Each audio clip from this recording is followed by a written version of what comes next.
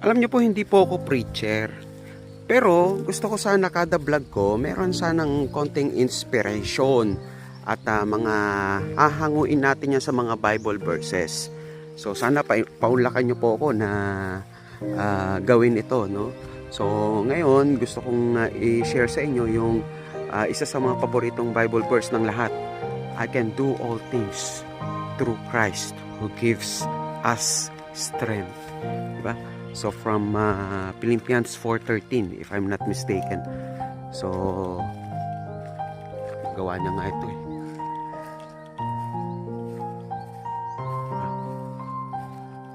So sigurado magagawa niya rin na tapusin ang pangungulila ng bawat OFW at GMP sa kanyang mga pamilya na iniiwan sa Pilipinas.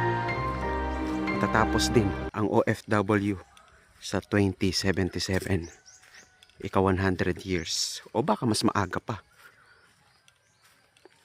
Sa pamamagitan niya, magagawa niya. Hindi ko, hindi nyo, hindi natin, kung hindi siya. Gagamitin lamang tayong instrumento. Amen! Amen yun.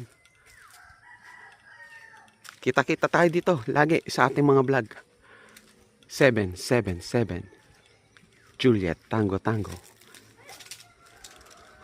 Mabuhay kayo.